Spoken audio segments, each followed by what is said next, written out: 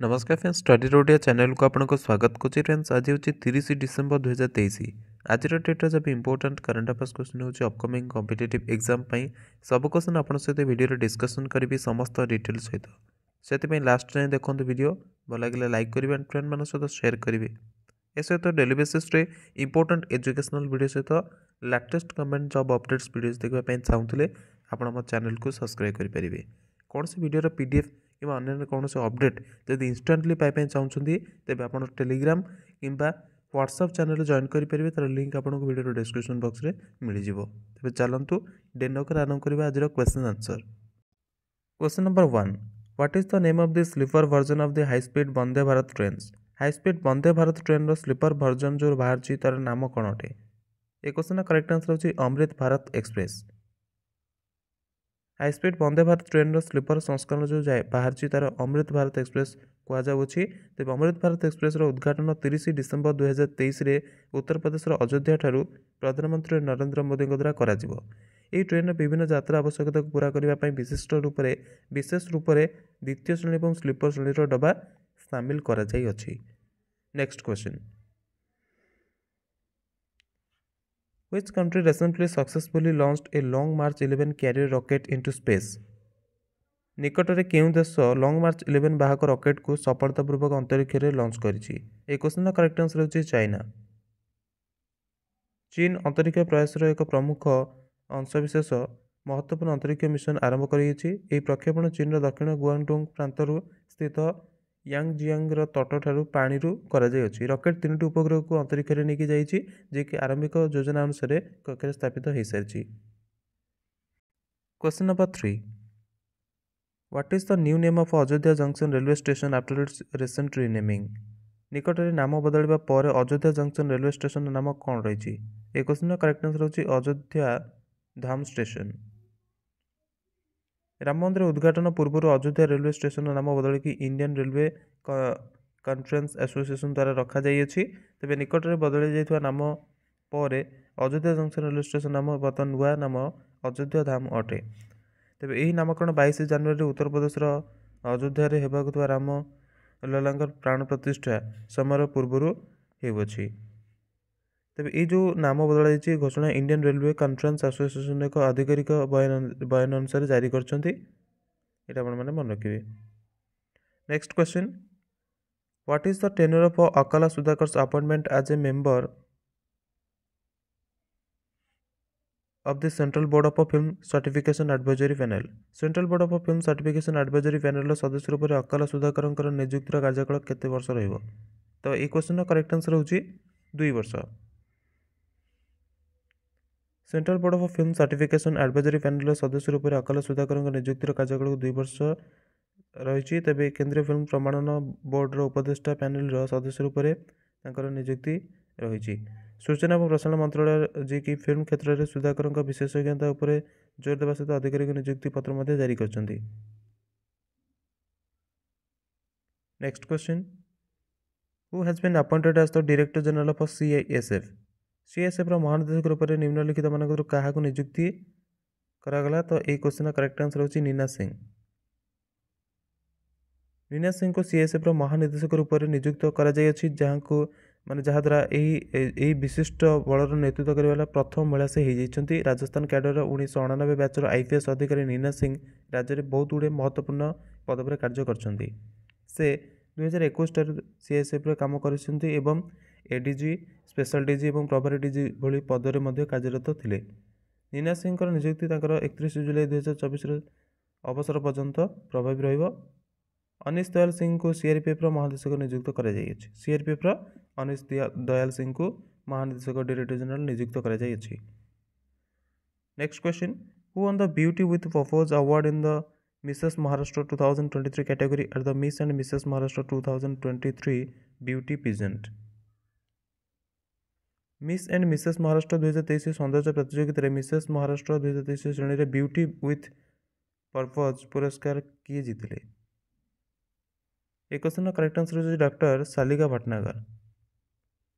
Doctor सालिका Bhatnagar जी की miss and Mrs Maharashtra 2023 सौंदर्य प्रतियोगिता मिसेस महाराष्ट्र 2023 श्रेणी में ब्यूटी विथ पर्पज पुरस्कार जीतती।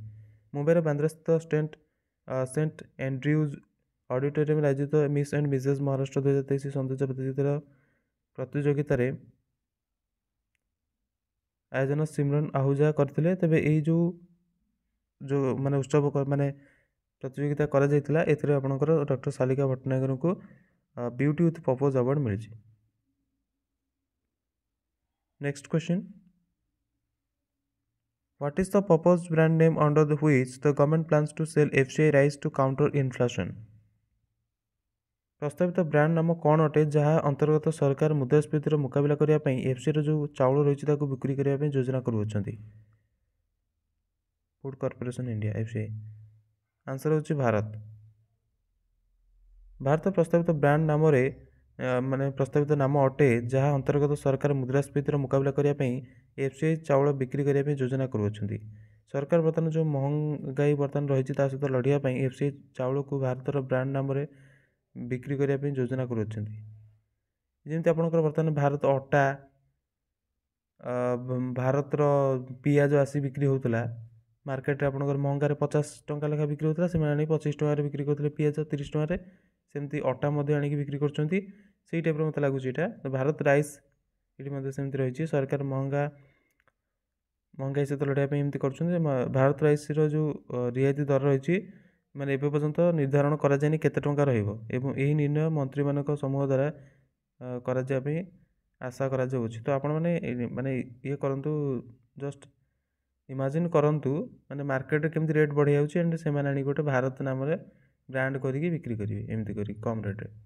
तबे जो इनिशिएटिव रे ओपन मार्केट सेल स्कीम ओएमएसएस अंतर्गत ई नीलामी माध्यम रे एफसीआई चाउल को बिक्री करी माध्यम रे घर उपलब्धता को बढ़ावा सरकार खोला बजार रणनीतिर जो ठंडा प्रतिक्रियार अनुसरण करुँच। तो यही पियाज एंड अटा बिक्री करने डिसीजन नहीं। Next question, why was mister LP Hemant K Srinivasulu awarded the man of the year 2023 award by home minister Amit Shah? Shri LP Hemant K Srinivasulu को गृहमंत्री श्री अमित शाह द्वारा मैन ऑफ द ईयर 2023 पुरस्कार सहित कहीं सम्मानित करागला कौन पाई? आंसर होची आपनकर for his outstanding contribution to trade diplomacy and global economic relations. Okay, option 4 व्यापार कूटनीति और वैश्विक आर्थिक संबंध में उत्कृष्ट योगदान पाई। श्री एलपी हेमंत के श्रीनिवासन को व्यापार कूटनीति और वैश्विक आर्थिक संबंध में उत्कृष्ट योगदान गृहमंत्री श्री अमित शाह द्वारा मैन ऑफ द ईयर 2023 पुरस्कार सहित सम्मानित करागला। यह पुरस्कार एडवांस्ड बायोटेक डेटा डिसेंटी एंड सेलेव मीडिया भली कंपनी मान लक्ष्य निर्धारण कर रणनीतिक प्रभाव को मान्यता दी है। Next question, what is the name of the app that central armed police forces will switch to for all official communication and document sharing? से एप्लिकेशन नाम कौन अटे जहाँ पर केंद्रीय सशस्त्र पुलिस बल समस्त अधिकारी के संचार और दस्तावेज व डॉक्यूमेंट काम शेयरिंग स्विच करेंगे? तो आंसर होची आपनकर संदेश। आम मैंने बोधे यूज कर सीएपीएफ आधिकारिक संचार दस्तावेज बा जो डॉक्यूमेंट रही तार शेयरिंग संदेश ऐप को स्विच करी माने बर्तमान जो सोशल मीडिया ऐप यूज कर समस्त यूज कर यूज करेंगे ना ऑफिशियल वर्क पाई। केंद्रीय सशस्त्र पुलिस बल निजर आधिकारिक संचार और दस्तावेज शेयरिंग एक नुआ मंच पर स्थानांतरित करने प्रस्तुत हो सारी। चेंजेस उद्देश्य होची डाटा और संचार सुरक्षा सुधार करने। तेज से ऐप हूँ संदेश ऐप। तेज जो मोबाइल एप्लिकेशन रही मार्च 2021 लॉन्च करा जायतिला तेबे ठारू यह महत्वपूर्ण अपडेट प्राप्त होती जमीन प्लाटफर्म सुरक्षित हो जाए। ये जो ऐप रही एंड्रॉइड और आईओएस उपलब्ध रही। Next question, what is the name of the NASA mission that was relaunched to intercept the god of chaos asteroid? नासार से मिशन नाम कौन अटे जहाँ गॉड ऑफ काउज केओज क्षुद्र ग्रह को रोकने दुई थर माने द्वितीय थर लॉन्च करा जाई अछि।